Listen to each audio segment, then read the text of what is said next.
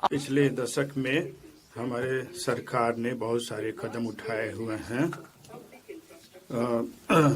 जन अवसंरचना के लिए। नए वित्तीय जिसमें बड़े पैमाने पर बढ़ाने के लिए कई पहलें की हैं। हम NIIF हम सार्वजनिक अवसंरचना को बड़े पर बढ़ाने के लिए कई पहलें की हैं। हम 5 लाख से अधिक आबादी वाले टियर 2, टियर 3 शहरों में अवसंरचना के विकास पर जोर देना जारी रखेंगे, जिन्हें विकास केंद्र बनाने के लिए विस्तारित किया गया है। सरकारी कैपेक्स वर्ष 2014-15 में 2 लाख करोड़ से कई गुना बढ़कर वित्त वर्ष 2025-26 में 11.2 लाख करोड़ हो गया है। वित्त वर्ष 2026-27 में मैं इस गति को जारी रखने हेतु इसे बढ़ाकर 12.2 लाख करोड़ करने का प्रस्ताव करती हूँ। और संरचना विकास और निर्माण चरण के दौरान जोखिमों के संबंध में निजी डेवलपर्स के विश्वास को मजबूत करने के लिए मैं ऋणदाताओं को दूरदर्शिता से सुविचारित आंशिक ऋण गारंटी उपलब्ध कराने हेतु एक अवसंरचना जोखिम गारंटी निधि स्थापित करने का प्रस्ताव करती हूँ।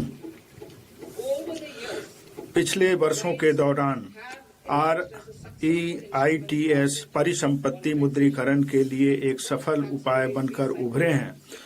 मैं समर्पित REITs की स्थापना के माध्यम से CPSE की महत्वपूर्ण रियल एस्टेट परिसंपत्तियों की रिसाइकलिंग में गति लाने का प्रस्ताव करती हूँ।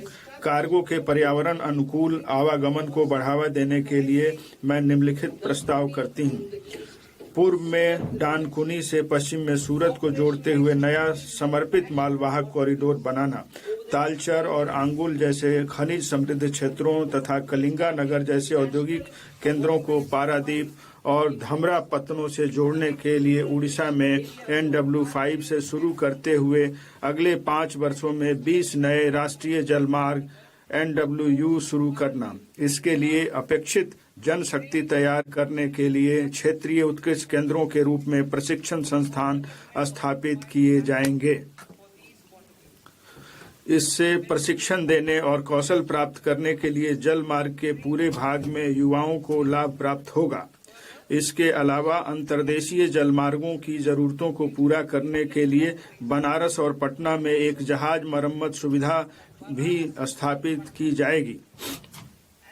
अंतर्देशीय जलमार्गों और तटीय पोत परिवहन का हिस्सा 6% से बढ़ाकर 2047 तक 12% करने के लिए रेल और सड़क परिवहन से मॉडल शिफ्ट को प्रोत्साहित करने के लिए एक तटीय कार्गो प्रोत्साहन स्कीम का शुभारंभ करना।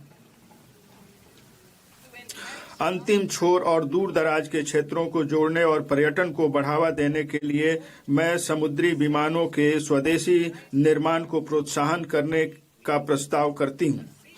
प्रचालनों को सहायता उपलब्ध कराने के लिए एक समुद्री विमान VGF योजना भी शुरू की जाएगी। कार्बन कैप्चर उपयोगिता और भंडारण CCUS दिसंबर 2025 में शुरू किए गए रोड मैप के अनुसार बड़े पैमाने पर CCUS प्रौद्योगिकियां विद्युत, इस्पात, सीमेंट और रसायनों सहित 5 औद्योगिक क्षेत्रों में अंतिम उपयोग अनुप्रयोगों में अधिक तैयारी का स्तर प्राप्त करेगा। अगले 5 वर्षों में 20,000 करोड़ के परिव्यय का प्रस्ताव किया गया है।